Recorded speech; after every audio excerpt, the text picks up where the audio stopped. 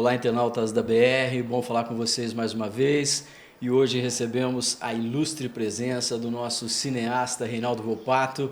Reinaldo, muito obrigado pela tua presença, um prazer você estar aqui, viu? Obrigado você, prazer é meu. Muito obrigado. Legal. Vamos falar um pouquinho, claro, de cinema.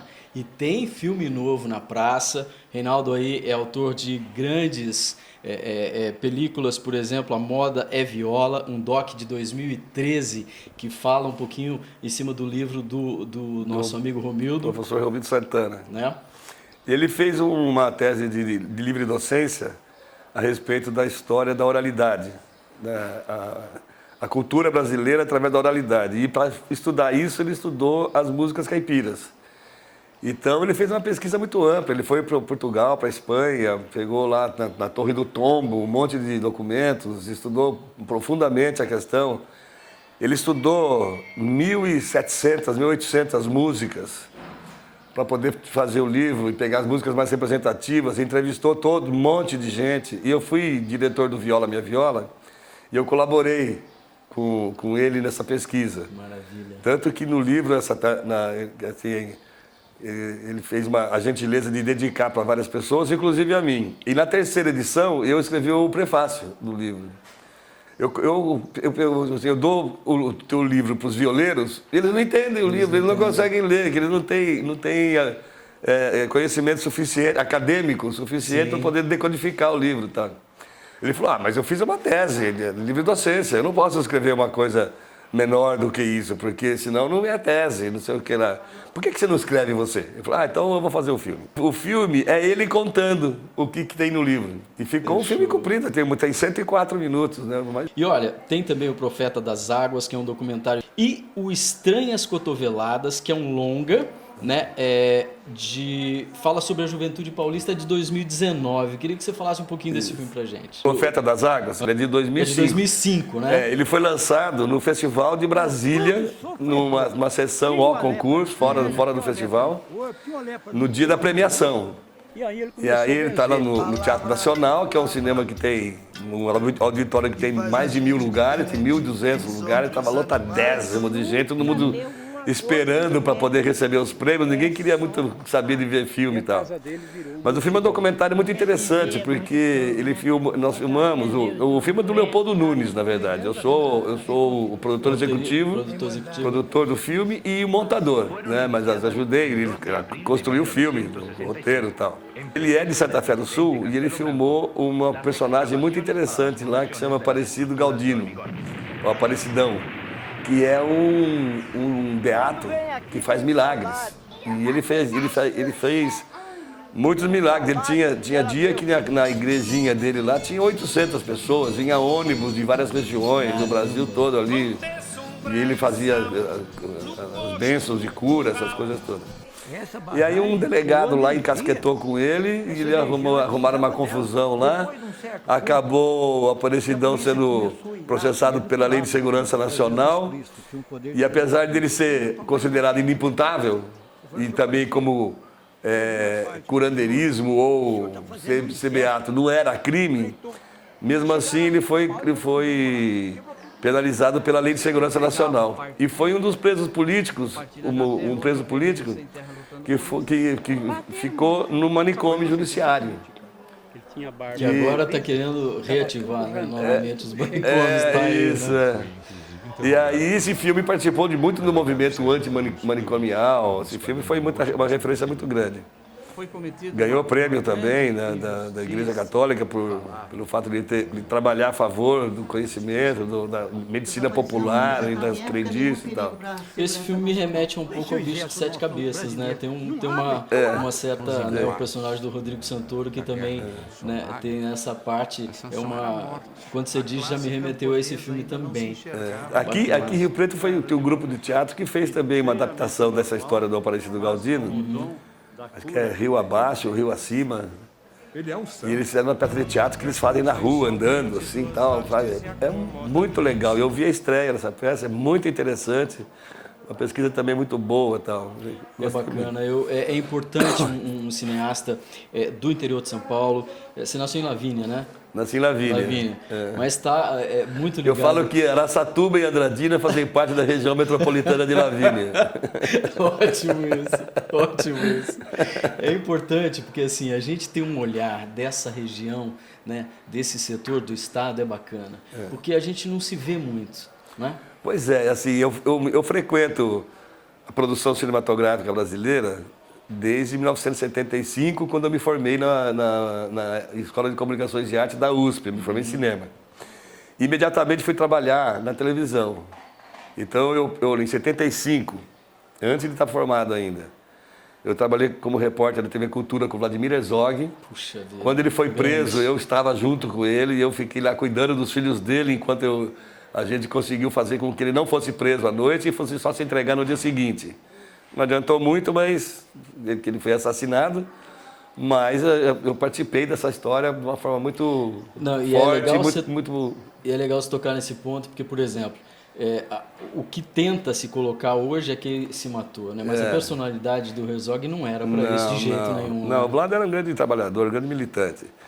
E quando mataram o Vlado, eu saí da TV Cultura, eu não quis mais ficar lá, não me senti seguro de ficar lá, porque nós estávamos em plena ditadura, uma ditadura braba, 74, dura, né? 75, foram os anos mais terríveis, né? Pesado. Além do Vlado, morreu o Manuel Fiel Filho, tem o caso do Rio Centro, foi uma época muito pesada, muito difícil. E aí eu saí da TV Cultura e fui convidado para participar da equipe que criou o Globo Repórter, lá em São Paulo. O Globo Repórter era feito por uma empresa privada, né, pelo Guga, irmão do Boni. Entregava pronto. Entregava pronto. E aí eles montaram o departamento de produção do Globo Repórter no Rio de Janeiro. E aí convidaram o Fernando Jordão e João Batista de Andrade para poder fazer a sucursal de São Paulo. E a gente tinha como atividade fazer uma produção ligada ao interior do Brasil. Então a gente filmou muito no interior. Assim, quando eu me formei na Escola de Comunicações e Artes, meu filme de graduação, né, digamos assim, na época não chamava isso, mas como se fosse o trabalho curricular de formatura. O TCC, né? O TCC. Isso. Eu fiz um filme sobre as boias frias. Foi o primeiro filme brasileiro sobre as boias frias, estudando essa questão do interior paulista, do trabalhador rural e tal. Depois eu trabalhei muito no interior. Eu fiz meu primeiro longa-metragem aqui em Rio Preto, em 82, sobre a juventude de Rio Preto. E eram os atores aqui de Rio Preto que fizeram o filme. Então, assim, nós fizemos um laboratório de vários meses, ficamos uns 4, 5 meses trabalhando. Quem participou trabalhando desse filme como ator? Olha, um dos grandes expoentes do filme é o Ricardo Mattioli, por exemplo, Mattioli, que virou um grande diretor de teatro. E é mais ou menos o que eu estou fazendo no Estranhos Cotoveladas. Assim, o Estranhos Cotoveladas é um filme também sobre a juventude, talvez os mesmos personagens do Abrasasas, só que um pouco mais velho. No Abrasasas era adolescente, né? Tinha entre 15 e 18 anos. Nos Estranhos Cotoveladas é rapaziada de 30 anos, assim, recém-formada nas universidades, 25, 30 anos. Começando a pegar as responsabilidades sociais nas próprias mãos. Então eu faço assim, tem um triângulo amoroso, que apresenta uma médica recém-formada, que está fazendo residência ainda, mas ela é filha de usineiro de cana-de-açúcar. E ela namora um garoto, um rapaz, que também é usineiro de cana-de-açúcar. Ele está pegando a usina da família dele para tomar conta. E o filme começa no dia que ela conheceu, ela já tinha conhecido, mas no dia que ela vai se encontrar a primeira vez, com outro engenheiro agrônomo, que faz ele é um pequeno agricultor, e ele faz uma agricultura mais, digamos, permacultura, assim, mais natural. Né? Assim, Onde é que foi rodado? Foi rodado aqui em Rio Preto, em Botucatu, Pardinho e mais outros 6 municípios. E quem são os personagens principais? Quem são os atores? Olha, o ator mais conhecido, ele é um ator lá de Botucatu, ele se chama Domingos Meira. Ele fez bastante Rede Globo, ele fez Manchete, ele fez várias novelas, ele fez aquela série lá do Anos JK. Que bacana. Então, assim, a atriz principal nunca tinha feito um filme, nem vídeo, nada, né? Nunca tinha filmado. Como é que é o nome dela? Ela se chama Eliandra Caon, ela é de Lençóis Paulista. O outro ator que é um menino aqui de Jaboticabal. Ele é um cineasta formado lá na UFSCar, em São Carlos. Está fazendo doutorado, nunca tinha sido ator na vida e ele faz o personagem principal. E eu dirijo de um jeito também que eu sou meio ladrão da interpretação dos caras, porque eu dou muito pouca pista. Eu falo, ó, vai fazendo, a gente vai arrumando. Aí eu vou arrumando, vou tomando conta e tal, e a gente vai chegando no personagem. Deixa ele desenvolver, né? Deixando ele desenvolver. E também, assim, eu digo roubando por causa disso, porque eu trago dele, vou tirando dele o jeito que é. Isso é bom. E isso constrói um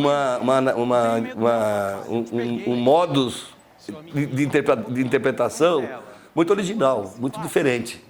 E aí, veja só, ganhamos prêmios de autoria, ganhei prêmio lá no Festival do Rio de Janeiro, ganhamos 4 prêmios de governador do estado de autoria, de ator coadjuvante, direção de arte e som. E o Estranhas Cotoveladas já tá no circuito? Não, não tá não. Eu tô começando a fazer os preparativos para o lançamento. O filme ficou pronto, já saiu do laboratório, do estúdio. Quem que vai distribuir? Eu estou fazendo uma negociação com uma distribuidora que chama Lira Distribuição. É uma pequena distribuidora.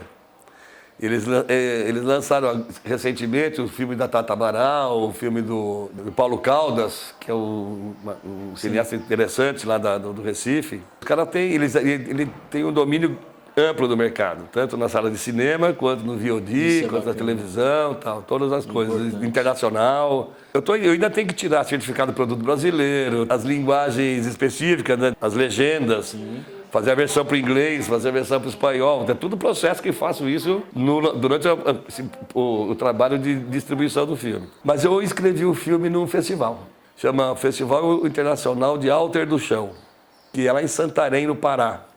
Caramba. E é um festival que trata de ecologia.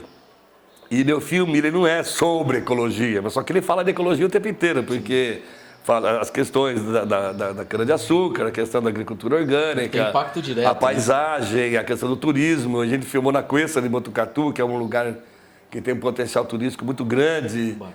E inclusive tem um personagem que é um agente de turismo que está querendo fazer um hotel fazenda para poder explorar o turismo naquela região e tal. E esse festival encerrou a inscrição dele aí faz uns 15 dias e vai ser agora em outubro. Então deve sair a classificação logo mais. Só que é o seguinte, cara, quantos filmes passam no festival? 30, 40, 50? Mas vai estar lá. Sabe quantos foram inscritos? 1969. Então, assim, só o fato de ser selecionado já é o maior prêmio. Então, eu estou muito ansioso esperando que meu filme consiga essa façanha de ser selecionado num festival desse lá no Pará. E vai ser. Tomara. Vai ser. Vamos falar um pouquinho agora desse momento, né? Como é que tá para fazer cinema no Brasil? Reinaldo, tá complicado. Bom, segundo o novo presidente Ancine da República, está impossível, né? Que o cara é contra. Então o cara quer fechar a Ancine, quer fechar o Ministério da Cultura, então fechar todos os recursos e tal. E essa coisa de selecionar também, isso pode, isso não pode. Isso é o fim da picada. É complicado Isso é uma política muito reacionária, muito burra.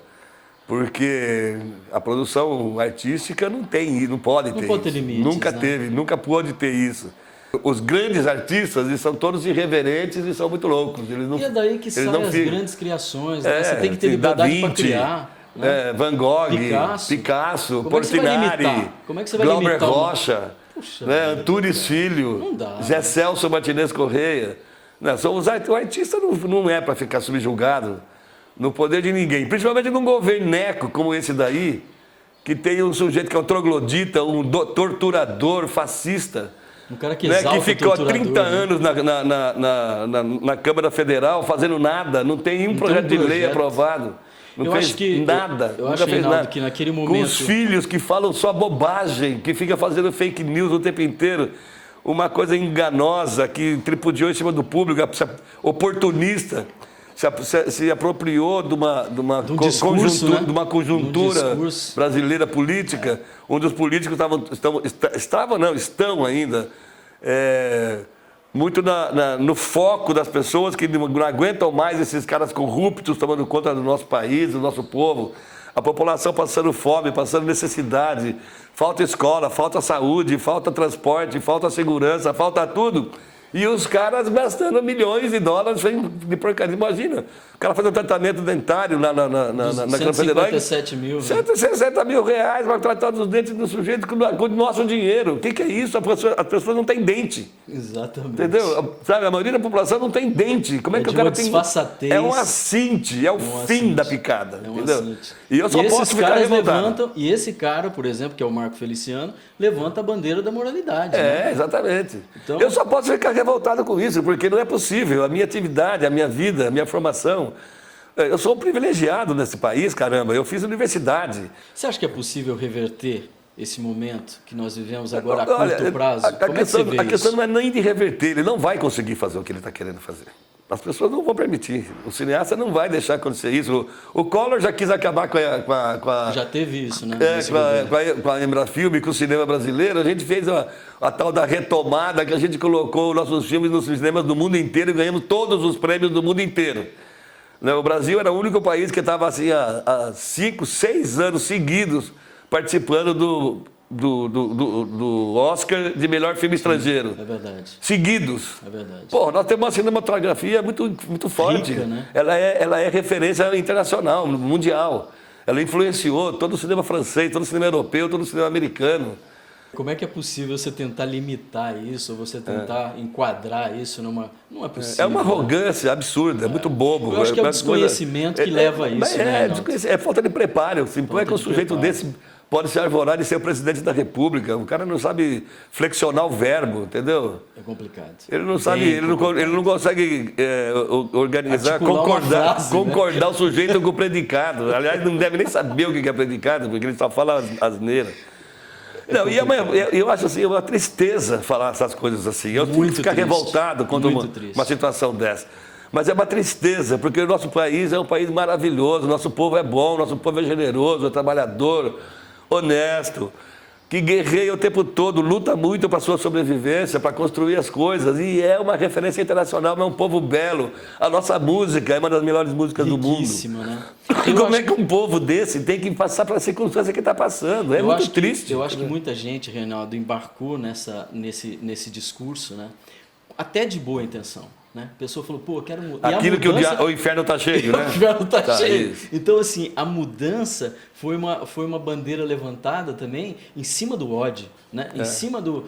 Não, vamos acabar com aquele a qualquer custo. E isso não pode produzir alguma coisa boa, né? Porque a gente produz coisas boas respeitando o outro, respeitando a diversidade, respeitando a democracia. Né? Então, a sinopse do filme Estranhas Cotoveladas diz assim, que o filme procura mostrar para toda a coletividade, para toda a nação brasileira, que o Brasil é um país que oferece condições das pessoas crescerem com felicidade, com autonomia, com soberania, com força, com poder de existir e ser gente. Né? Assim, se Deus nos fez a imagem e semelhança, isso é um privilégio para a gente. Perfeito. Entendeu? Então, assim, eu requisito as benesses de ser feito a imagem e semelhança de Deus. Entendeu? Isso, então, é uma coisa que tem que ser honrada. Ponto. As pessoas têm que achar que isso é uma coisa importante na natureza da vida, do planeta Terra, do universo. Aí você pega um presidente dizendo que tem que pegar os índios e trazer o índio para... Quer dizer, olha que absurdo. Não, o cara quer bater nas pessoas. Ele quer bater nas pessoas o tempo todo. Ele se arvora com o direito de dar porrada nas pessoas, de torturar as pessoas. O que é isso? Isso é o fim da picada. Esse cara devia sentar na cadeia, entendeu? É uma afronta. Sabe, assim, se não fosse a luta antimanicomial, ele devia estar no hospício, porque é o pirado, é o louco. É o primeiro a ser internado. Reinaldo, eu fico muito feliz com a tua presença aqui. Vamos acompanhar assim, com muita atenção o lançamento do Estranhas Cotoveladas. E eu queria falar também de um outro filme seu, que é o Hidroavião Jaú, que é um doc longa, né? Que queria que você falasse um pouquinho desse filme, que é interessante porque é de Jaú aqui, né? Eu consegui um aporte do PROAC, do Programa de Ação Cultural do Governo do Estado de São Paulo. que é um dos programas mais importantes da cultura da América Latina, da América do Sul, da América do mundo para mim, entendeu? E esse PROAC, o Programa de Ação Cultural, da Secretaria de Cultura, desde o ano passado está financiando 50% dos projetos no interior do estado de São Paulo. Puxa, a vida é fundamental. Porque assim, é uma coisa que eu fiquei trabalhando muito tempo, eu trouxe o diretor-geral do PROAC aqui para Rio Preto 3 vezes seguidas, para dar conferência na CIP, para fazer a cabeça também dos empresários, para poder levantar recursos para o meu filho, que são leis de incentivo fiscal, então precisa do empresário. O orçamento desse é de quanto? O orçamento do hidro? Do hidroavião é 780 mil reais. Mas eu tenho muito pouco dinheiro, eu tenho menos de 200. E eu estou tentando de fazer ele, porque eu tenho meu equipamento, eu tenho minhas coisas. Isso facilita muito. E a gente não ganha dinheiro, mas também faz o filme, né? Sim. O João Ribeiro de Barros é um sujeito que é filho de um grande fazendeiro de café, um dos fundadores da cidade de Jaú, que é bem no centro do estado de São Paulo. E ele, aos 27 anos, ele comprou um avião lá na Itália, reformou esse hidroavião e fez uma coisa que estava muito na moda na época. Ele fez o tal do raid, né, que é pegar o avião e atravessar o oceano em cima do Pacífico, então dando uma volta no mundo. E isso foi quando? Quando ele fez 1927. Isso? E ele teve muito problema nessa façanha dele, nesse voo, porque ele foi muito boicotado. Colocaram terra e água na gasolina do avião, teve que parar. Depois colocaram uma peça de bronze dentro do cárter do avião.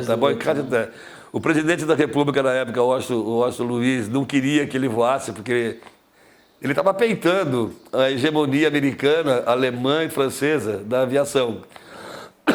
Pós-Primeira Guerra Mundial, o avião já tinha sido um instrumento importante na Primeira Guerra como arma, e estava em um sistema de evolução muito grande das leis e regras e tecnologia para voar, da aerodinâmica dos aviões, essas coisas todas.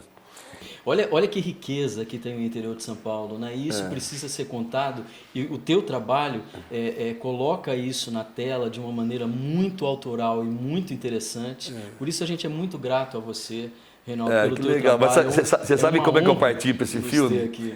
Eu falei assim, nós temos muito pouco heróis, eu vou estudar o que é ser herói. Assim, o nosso grande herói brasileiro é o Macunaíma, que é um herói sem nenhum caráter. Isso não é... Isso é maluco, não pode ser isso. Por mais brincalhão e mais romântico, quer dizer, mais modernista que isso seja, nós temos... Aí, cara, eu fui estudar e eu descobri que nós temos um Museu do Herói, lá em Brasília. E que tem um livro de aço, que tem 1 metro de tamanho assim, que as páginas do livro, as folhas, são de aço, que estão incrustados. E nós temos 32 heróis. Zumbi dos Palmares, Maria Quitéria. E esse cara não é nem sequer comentado. Eu falei, eu vou fazer um estudo do ponto de vista do herói. Porque também, para você fazer uma narrativa, você estuda muito a morfologia do conto popular, você estuda muito o herói. Quer dizer, o cinema, a narrativa cinematográfica... não pode prescindir do herói, do anti-herói. Quer dizer, aquilo que o Vladimir Propri, que é um linguista russo, da primeira metade do século XX, né, estudou todos os contos populares e escreveu um livro que se chama Morfologia do Conto Popular. Ele descobriu que todas as histórias são contadas através da organização de 32 funções, que ele chamou função. Então, o herói é uma função, o anti-herói é uma função, o objeto mágico é uma função, a fada madrinha é uma função, a viagem é uma função, a unção divina é uma função. Esse é o... Se você junta essas 32, ou 17, ou 24, sei lá, e você faz a sua história. Então, estudar o herói é parte fundamental de quem conta a história, de quem trabalha com narrativas, com literatura, com teatro, com música, com cinema e tal. Porque ele nasce, o João Ribeiro de Barros, nasce em 1900 e morre em 46. Aos 46 anos de idade. Porque nessa viagem que ele fez, ele pegou 4 surtos de malária. E morreu disso.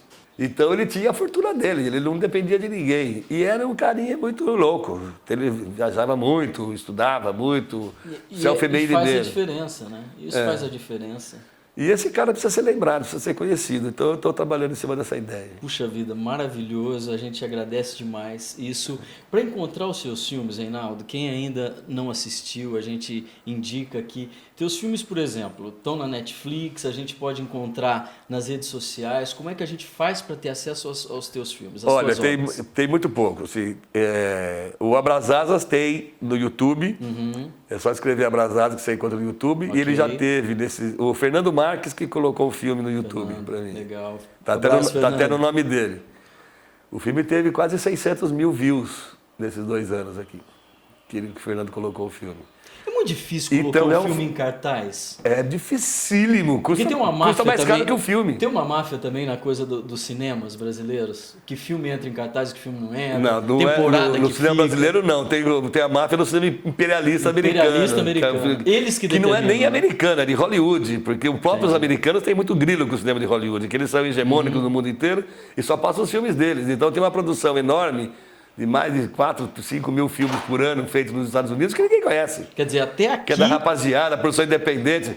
Se você entrar no Netflix e ficar procurando, por exemplo, filmes de cidade pequena, é um barato, cara. Você tem dezenas de filmes feitos recentemente, em 2015, 2017, 2018 e tal, que são filmes pequenininhos, que tem um ator mais consagrado assim, e o resto é tudo rapaziada local. E estudando a vida do interior americano. É uma coisa que a gente não conhece, ele só fica vendo esses filmes de 200 milhões de dólares e tal, que fica contando essas histórias ridículas.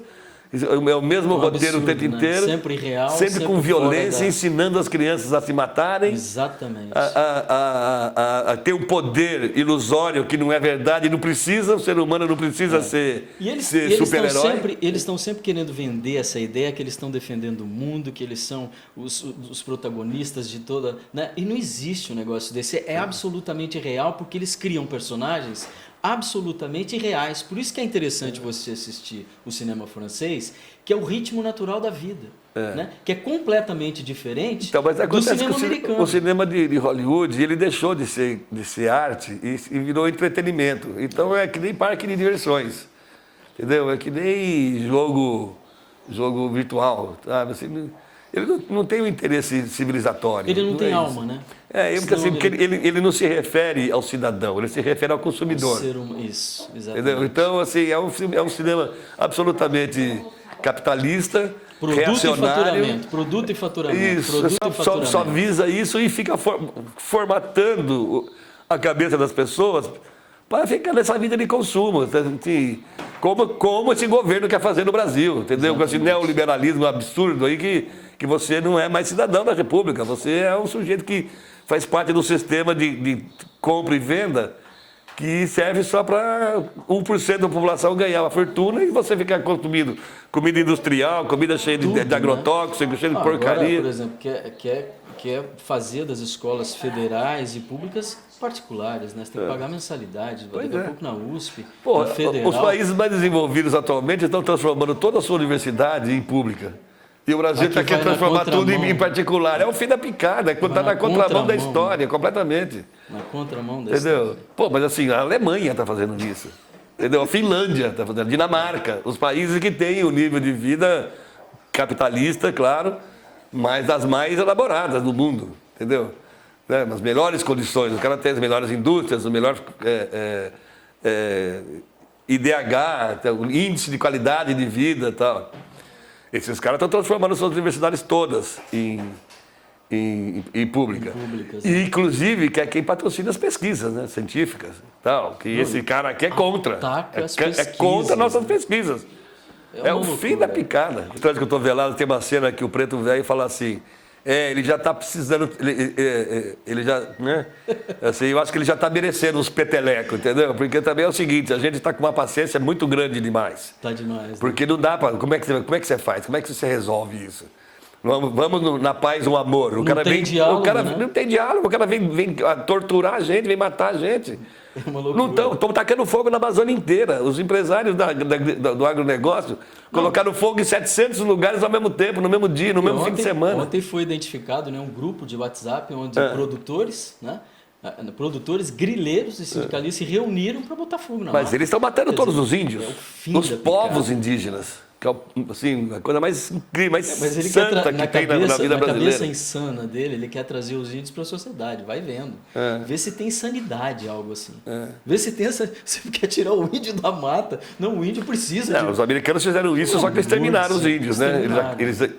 Para exterminar os índios, eles exterminaram os bisões. Eles tiraram o alimento dos índios. Então eles mataram mais de 2 milhões de bisões. É uma política muito semelhante. O ser humano não é A assim. dignidade das Por mais que tenha um dente canino, que seja carnívoro, que seja um bicho muito louco, ele vive em sociedade, é gregário, precisa de afeto, precisa de carinho, precisa de paz. Defende esses valores, defende profundamente essa proposta de viver bem, com alegria, com felicidade. E nós precisamos defender isso com muita seriedade. Então temos que pegar isso, exigir isso. Exatamente. Não é assim, eu passei do meu limite de pedir as coisas. Eu faço questão absoluta e sou militante a respeito. Mas está certo. Entendeu? Eu acho que a gente tem que... O país é nosso. Esse governo é um governo... está de passagem. Está de passagem. É um governo que está... E ele nem é a maioria das pessoas. Exatamente. Ele não tem a maioria. Ele tem 1/3 das pessoas. Então ele não pode ficar se arrogando o direito de fazer essas coisas. E ainda foi roubado. E ainda injusta as eleições. Teve 57 milhões de votos, porém não tem nem mais isso. Né? É importante dizer que mais de 90 milhões ou votaram no Haddad ou votaram brancos e nulos. Então é importante que fica isso, não tem a maioria. Não tem a maioria. Eu acho que a maioria que defende o Brasil para todos, precisa se levantar. Urgentemente. Né? E a cultura faz parte disso, as artes, enfim, todo o conjunto da sociedade precisa se colocar nesse momento para a gente ter uma sociedade, como você disse, justa, humana, com paz, com produção e com respeito à diversidade. E a arte é isso, né? A arte... A manifestação da cultura popular brasileira, ela sempre é atrevida. Ela precisa ter espaço para se realizar e ir questionando com liberdade. E trazendo a reflexão sobre a existência humana sempre na vanguarda da organização social. Isso é arte. Legal. Reinaldo, vamos aproveitar esse final aqui. Deixa uma mensagem que você quiser para o pessoal da BR, esse momento complicado que a gente vive. Assistam o Estranhas Cotoveladas quando ele chegar no cinema. É isso aí. Ó, Façam questão dele. Eu gostaria muito que vocês todos vissem o filme. Bacana. Reinaldo, prazer ter você aqui. É uma honra. Todo meu, obrigado. Que Deus te ilumine muito na tua caminhada, nos teus projetos, na tua vida, que você possa trazer para a tela tudo aquilo que a gente precisa ver e que a gente gosta de ver desse interior de São Paulo tão rico, tão bacana, e que a gente tem você como expoente, que tem um olhar diferenciado e que a tua objetiva esteja sempre nesse sentido, trazendo o que tem de melhor para a gente. Eu tenho um nível de arrogância também bem exagerado, porque é o seguinte, a gente foi acostumado a viver com a ideia de que a grande São Paulo é o maior mercado produtor, o maior mercado exibidor e tal. Agora o interior paulista é o maior mercado produtor e o maior mercado consumidor do Brasil. Essa coisa de Rio-São Paulo já foi. O Rio Preto nunca foi Rio-São Paulo. Já foi. Né? O fato de eu militar no interior paulista sempre me deixou alijado dessa ideia do centro Rio-São Paulo, do eixo Rio-São Paulo. Olha a produção que está sendo feita em Recife, de cinema, em Salvador, né, na Bahia. O Festival de Alter do Chão, lá em Santarém, no Pará, tem 2.000 filmes inscritos. Internacionais, tem mais de 30 países participando. O Brasil conhece pouco o Brasil, né, Renato? O Brasil conhece pouco o Brasil. Mas a gente vai trazer, a gente vai conhecendo. Valeu? Valeu. Obrigadaço. Obrigado a você, luta. Um prazer. A você da BR, obrigado. Compartilhe esse conteúdo. Reinaldo Volpato, nosso grande cineasta. Tamo junto. Até a próxima.